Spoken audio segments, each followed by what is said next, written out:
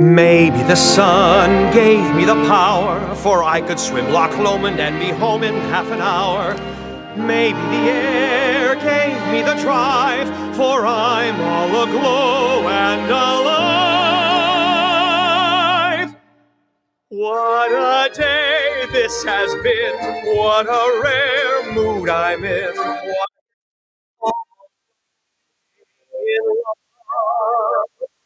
There's a smile on my face for the whole human race. Why, it's almost like being in love. All the music of life seems to be like a bell that is ringing for me. And from the way that I feel when that bell starts to peal, I would swear I was falling. I could swear I was falling. It's almost like being in love.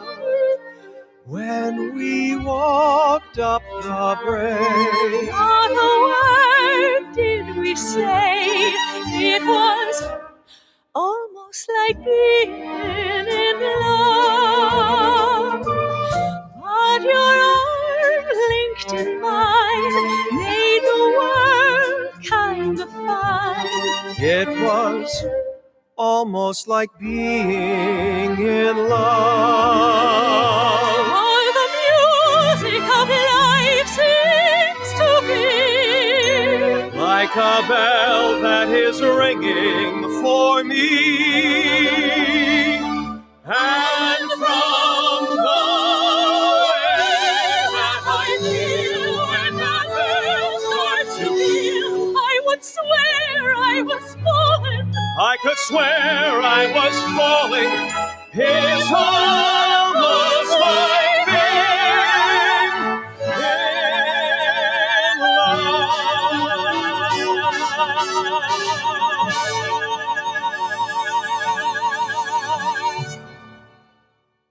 Hi, good evening. How the devil are you?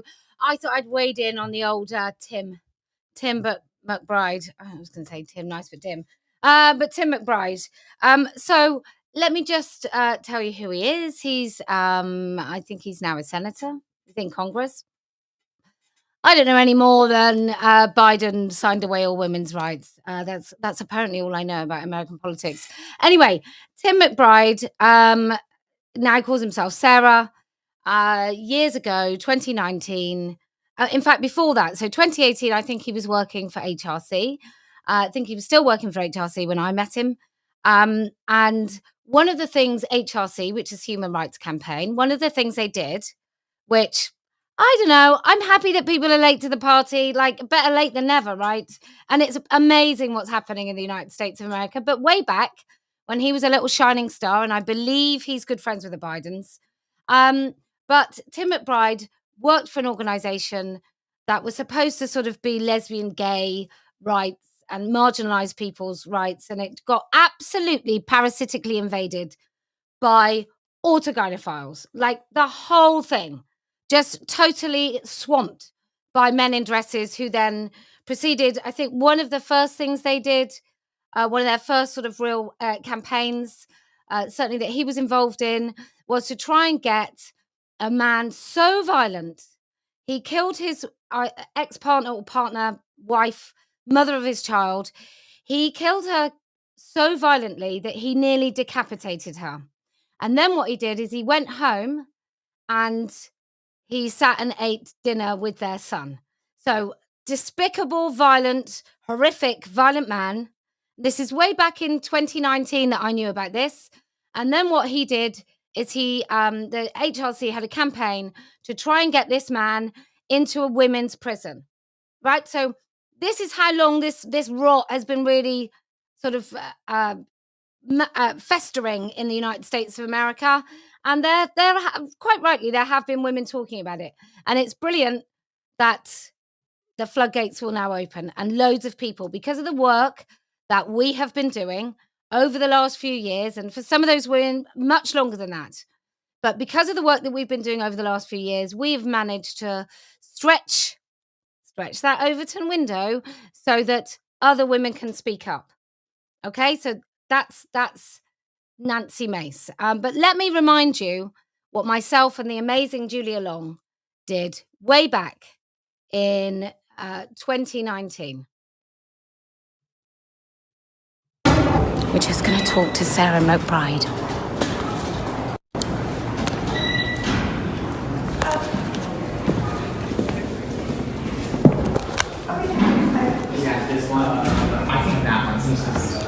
Excuse me, are you prepared to listen to the concerns of women about the Equality Act and about why you're okay? Yeah, so can I just tell you, this is before the Equality Act, right? So what I was doing, let me just listen to the concern, which is the beginning.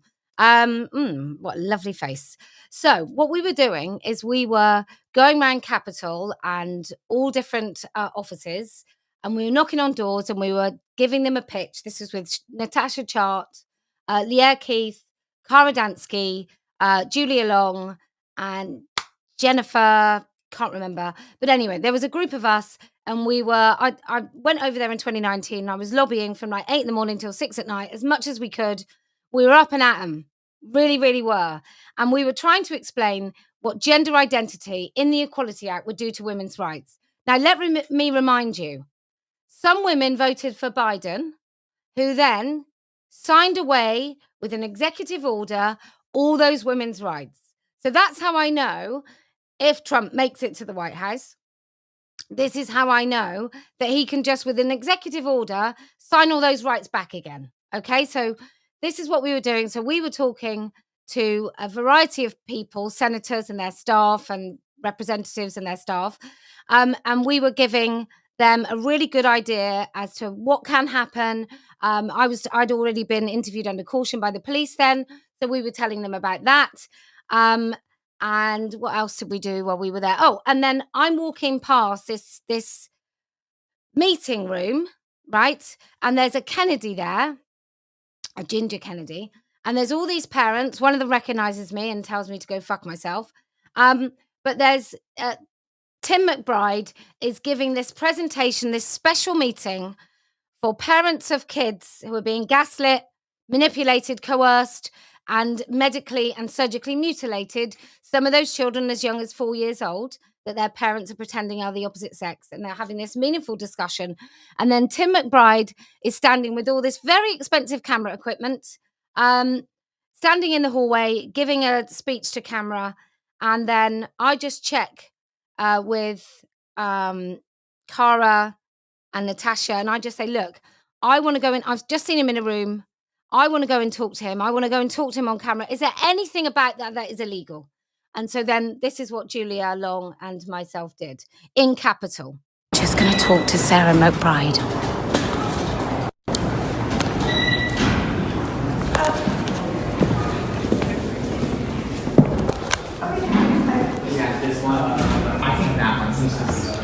Excuse me, are you prepared to listen to the concerns of women about the Equality Act and about why you're okay? Yeah, so am I. I want to know why this person is advocating to remove the safety for women and girls. Why do you want to do that? Why are you championing the rights of men to access women in women's prisons and rape and sexually assault them, as has recently happened in the United Kingdom? Why don't you care about lesbian girls at 14 having double mastectomies? Why don't you care about that, Sarah? This is Sarah McBride. He gets paid probably quite a lot of money to lobby the government to try and make sure that women and girls have absolutely no right to any space anymore. Shame on you. Sarah, yesterday I listened to mothers weeping over the fact that their daughters, teenage daughters, had had their breasts sliced off and radical hysterectomies involving removing their wombs and ovaries. And he doesn't care, look. Would you like to speak to those mothers and tell us why you're championing an Equality Act that will ensure that a lot more of this happens to young lesbians, Sarah? Tell the entire LGBT community how much you hate lesbians, Sarah. Well, I don't know that Sarah does. See, look. I think Sarah just did that already in the interview outside. We hear you very clearly, Sarah. We hear your hatred of lesbians very clearly. There you go. So, Sarah McBride. There he is. Tim, old Timmy Tim. Sarah McBride. Look, there's another little bit to that video, but I have no idea where that went. Where I just I just call him a man. And look, this is what happened.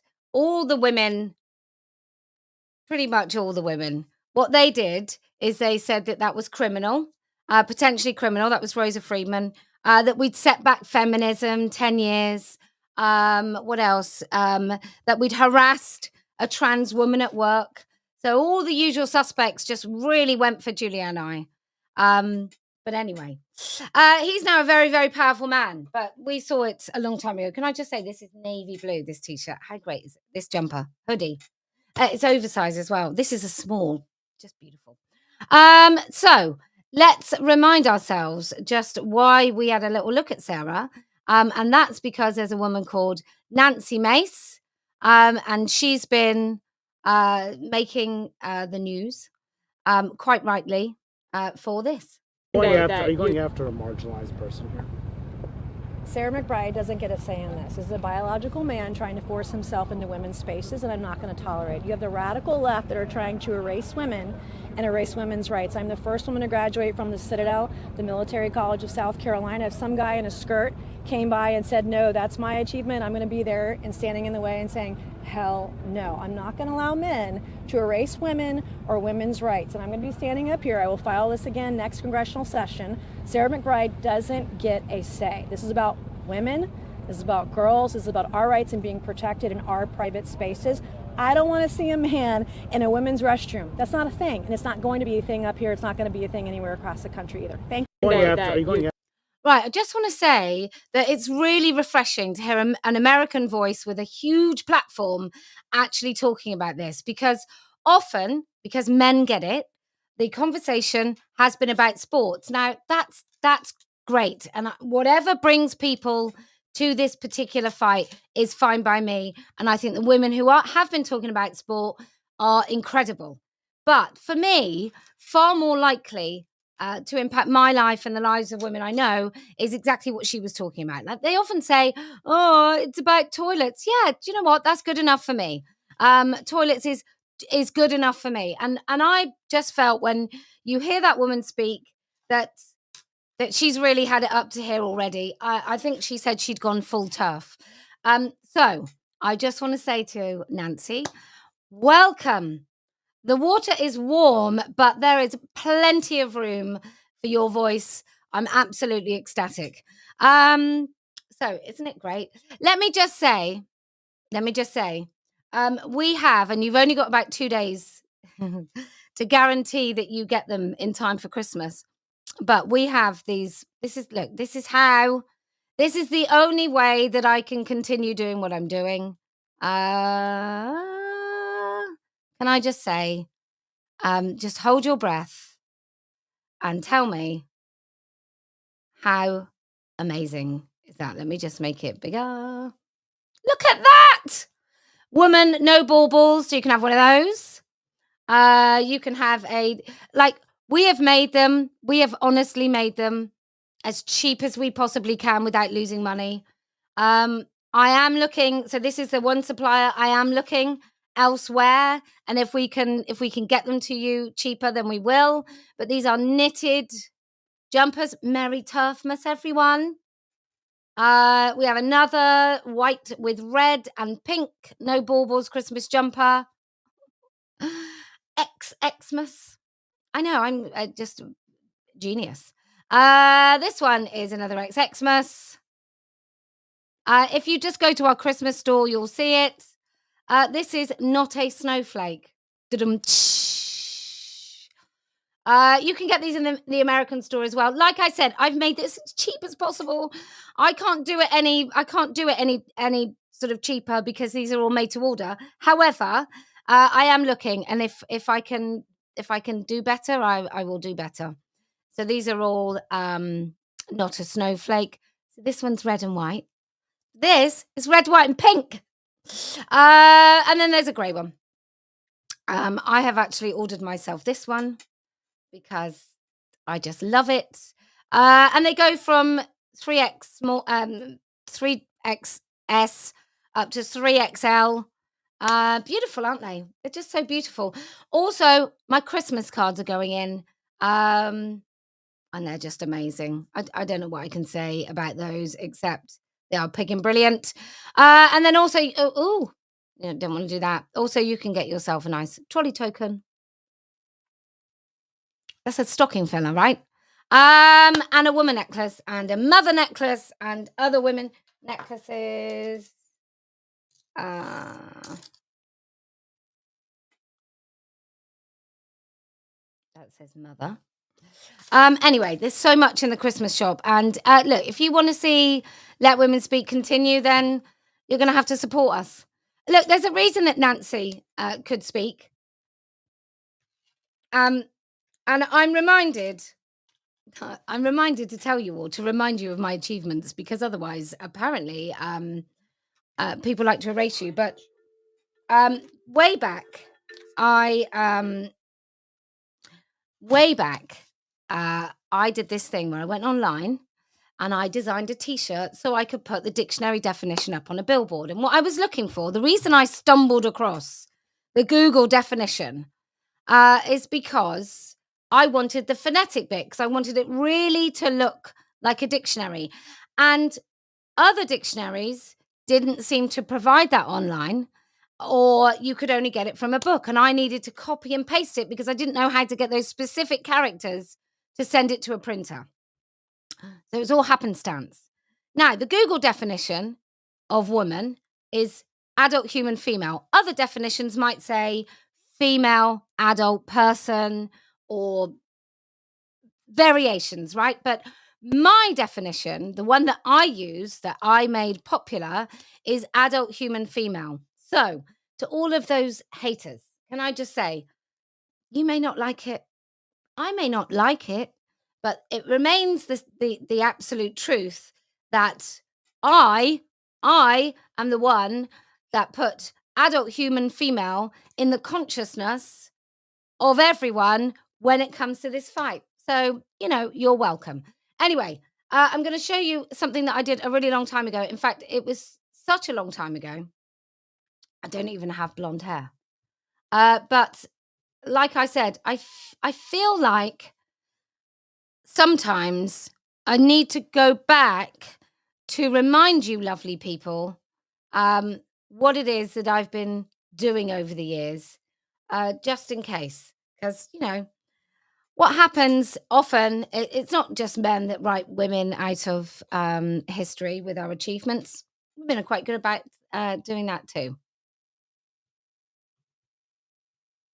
About free speech and the silencing of debate. Over to you, Kelly. I'm just going to watch a droopy. One moment, because I haven't done that at all.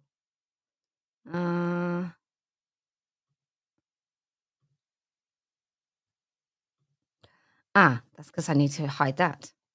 There we go. Sorry. I'm so sorry. And I might do that. Next, Kelly is going to talk about free speech and the silencing of debate. Over to you, Kelly.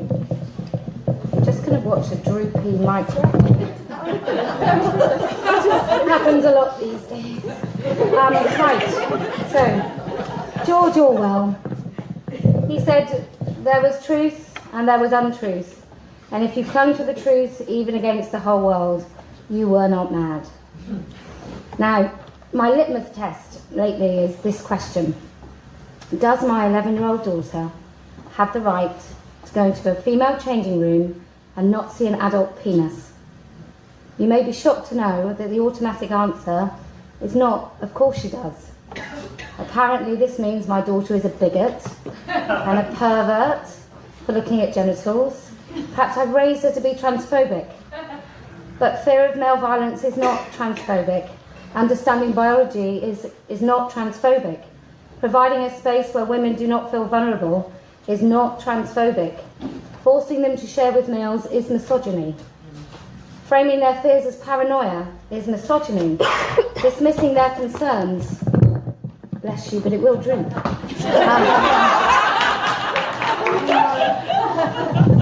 Sorry. Sorry. Very serious. Providing us, so forcing them to share, blah, blah, blah, blah. Dismissing their concerns is misogyny. Using silencing language is misogyny. Using dehumanising terms like TERF to facilitate violent language and actions against us is misogyny. Burn the witch, die in a fire, kill all TERFs. Would you kindly suck my womanly dick, TERF? All TERFs deserve to be shot in the head. Somebody slap this TERF cunt in the face. I want to fuck up some TERFs. That's Tara. Girl dick, TERFs can choke on mine. Enjoy my lady dick in your mouth, cunt wipe. Imagine if 20 people had punched TERFs. Imagine if every TERF had left bruised and bloodied.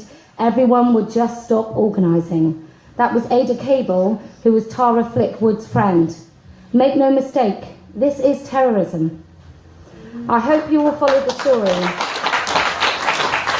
I hope you followed Maria McLachlan's story, who was assaulted by Tara Flickwood, a man found guilty of a violent offence. He had told everyone on social media that he wanted to fuck up some TERFs. Maria was instructed by the judge during the trial to use the pronoun she. So let me say that again. The victim, female victim of an assault, was told to use she pronouns for the man who assaulted her. And in summing up, because she didn't comply, the judge refused her compensation. Does my 11-year-old daughter have the right to go in a female changing room and not see an adult penis? In Ireland, women do not have power over their own reproduction. In China, in a rural village, often after the birth of a girl is a splash of a bucket as she's drowned. In Afghanistan, females don't even have a name in death. They're only referred to by their relationship to men, someone's daughter, someone's wife, the mother of someone's children. In India, there are more than 63 million missing girls, largely due to sex-selective abortions. But also, in the family home, the boys are more important. They suffer less malnutrition. In some countries, girls are forced into marriage as children. Countries include the Yemen, Pakistan, India, and the USA. And in UK in 2018, we have thousands of girls who are victims of grooming gangs, raped, beaten, and abused. Now, these victims are not selected because they play with dolls or because they speak in soft, hushed voices. They are not chosen because they like housework or they fantasize about shaving their fucking legs. They were not chosen because they like lipstick or kittens. They were chosen because they're female. They are hated because they're female. They were killed, raped, beaten, ignored, perpetually impregnated and silenced because they are female.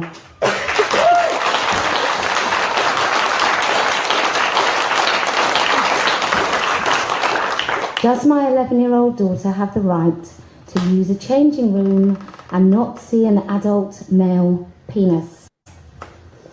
The hashtag #MeToo has been used over 22 million times, and still women are having to explain what our fears are with males coming into our space. The male prisoner state has 4 times more sex offenders in it than the entire population of women prisoners. 404,000 victims of sexual assault each year in the UK. 52% of what we call lesser sexual assault are by male perpetrators unknown to the victim. These crimes are things like indecent exposure and voyeurism. These crimes take place in changing rooms and spaces that women and girls assume are ours. Now, women are not inviting males into our space. Males are demanding to come in and metaphorically kick down the doors, whilst women are expected to be gracious about relinquishing our freedom to our own space. Women are told that any attempts to stop this is bigotry. We are told our speech is not free and must be compelled, even when we know it to be false. We are required to engage in doublethink.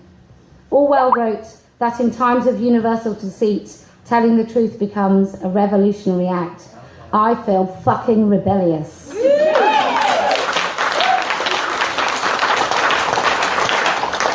Now, in February of this year, the day before my son was 16, I had an interview with the West Yorkshire Police. So I was under caution, and it was for 8 tweets over a period of 10 months. I had the audacity to criticise Susie Green, who took her son to Thailand for sex reassignment surgery for his 16th birthday. My son got a PlayStation. Now, he's the youngest patient in the world to undergo this drastic and irreversible treatment. And I've said this about this before, but I don't know what I would do to try and justify the harm I'd done to my child for the rest of my days if I'd done something like that. I criticised this using quite strong language. In fact, I used the word castration. And Susie took offence. Frankly, I'm offended that she did it in the first place. The police called it a test case. I was interviewed under caution for 40 minutes. They wanted to charge me with malicious communications, public order, nuisance, with a sprinkling of hate speech and conspiracy. The CPS did not proceed, and I've not been charged.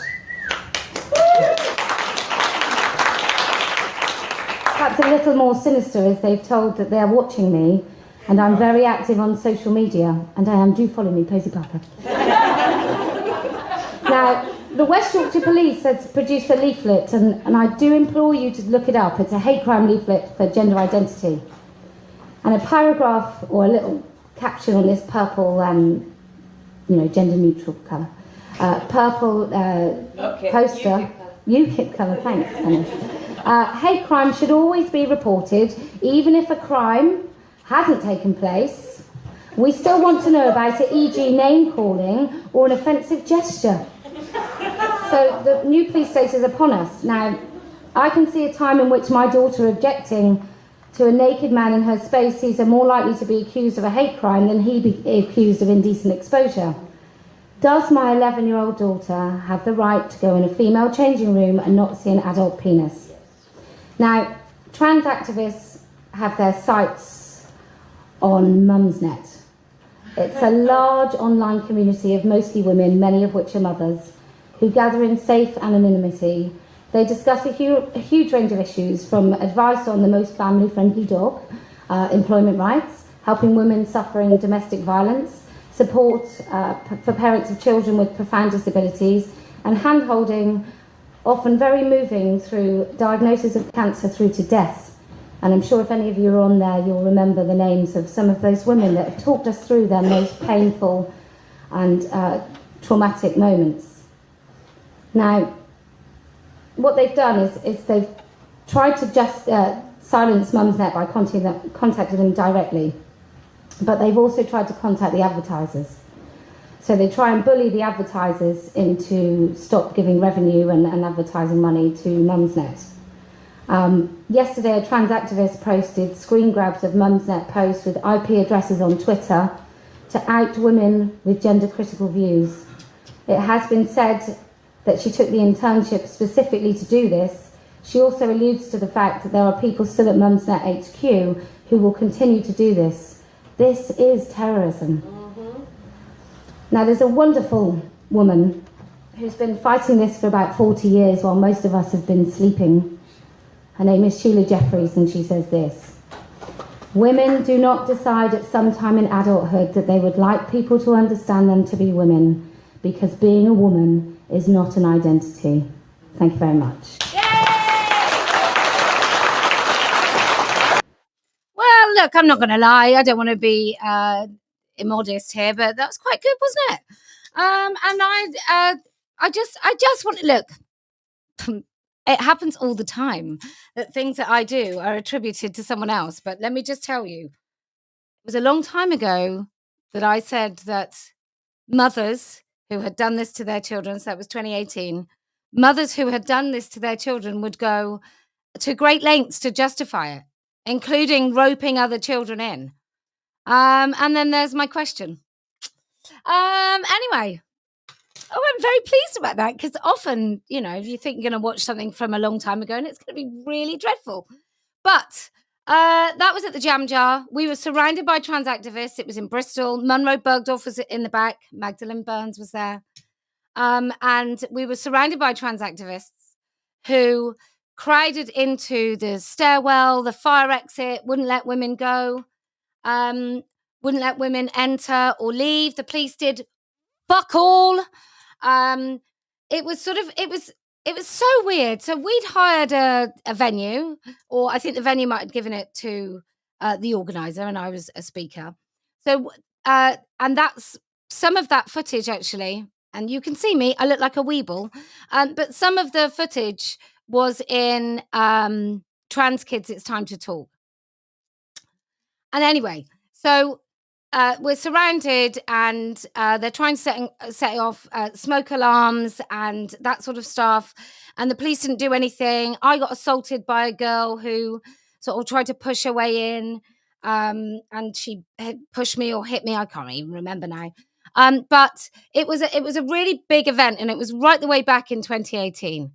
And it's those sorts of sort of pioneering events. And Hands Across the Aisle had done something in the United States of America. Might have been before that, actually. Might have been as early as 2016. And Julia Long had done something before that. And, you know, obviously loads of sort of radical feminists had talked about this, those that hadn't been co-opted by the cult. But this is just simply what we're talking about. And, you know, in the fullness of time, history won't necessarily be kind to pioneers. It will remember the published works of people. It won't remember the people who first had the ideas. So I just thought it would be worth reminding us all. And that speech just came up, and yeah, I hadn't realised how good it was. I think I wrote it in about 10 minutes. So anyway, look, if you can just keep speaking up, being honest, saying the things that need to be said, I promise you have no idea what sort of impact that has. You have no idea. You have no idea that the person sitting next to you doesn't have a grandchild whose daughter-in-law or daughter is trying to pretend that they're the opposite sex. You have no idea the impact that you have. You have no idea that maybe there's a woman sat next to you. And I gave a speech one time about how far men will go with a fetish. I'm just going to change I was going to round up. Let me just say this. A really long time ago, I was talking about fetish, and I was talking about the compulsion, and how actually a few friends of mine have gone out on a date, and that date has brought with them, a bloke has brought with him his fetish. So one of them went out, and the guy had brought like a fishnet body stocking for her to wear. Another one had been peed on in the middle of the night. So if a man comes to you with a ready-made fetish, can I just and this is what I said to this a long time ago, like 2018, that actually you are just part of it. You're simply just a vehicle for him to fulfill his fetish fantasy. You're not the goal. The fetish is the goal. You just happen to be like a apparatus for him to use. Apparatus. You are an instrument for him to actually reach the goal of being sexually satisfied by his fetish, right? And I know these things, A, because I was 15 when Channel 4 started, and B, that I've been very lucky that some of the women that I've met have been very, very well informed on these sorts of issues. So that would be Julia Long. Sheila Jeffries is she probably won't like this title, but she is the queen of she is the queen of fetish. She knows what she's talking about. Anyway, and I gave this talk, and I probably was a lot more elaborate. And then I met a woman in San Francisco, and she had left her husband, who had been using her to facilitate his fetish for a really long time, and just the penny dropped. It was only words. It wasn't necessarily it probably wasn't even the main thing that I was talking about. It was only words. So this is the power that you might have. And I use the term break the spell. Really, genuinely, you can break the spell just by speaking up. Like Nancy Mace, she has a huge platform. So just by her saying, no, I'm not having it. I'm not having those men in women's spaces. I don't care what they've done. I'm just not having them in our space, is really powerful. One of the Darlington nurses was on Radio 4, like Troon Central. Sorry. Women's Hour, and she was sort of chastised a little bit about not, how far. What do they need to do? Look, I'll just be honest. There is not anything a man can do to his body that makes me think that he's any part woman. Nothing. There is absolutely nothing they can do.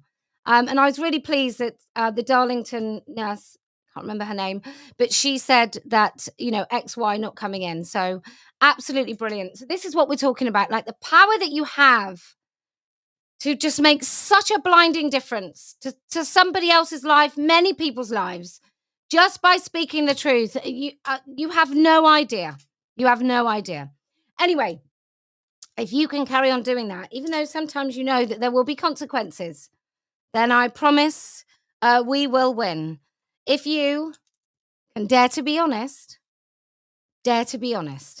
and join Party of Women so that we can be dare to be honest for you when you don't feel that you can dare to be honest, then I promise we will win. And do you know why else we're going to win? Well, because I never lose. And alive. What a day this has been. What a rare mood I'm in. Why, it's almost like being in love.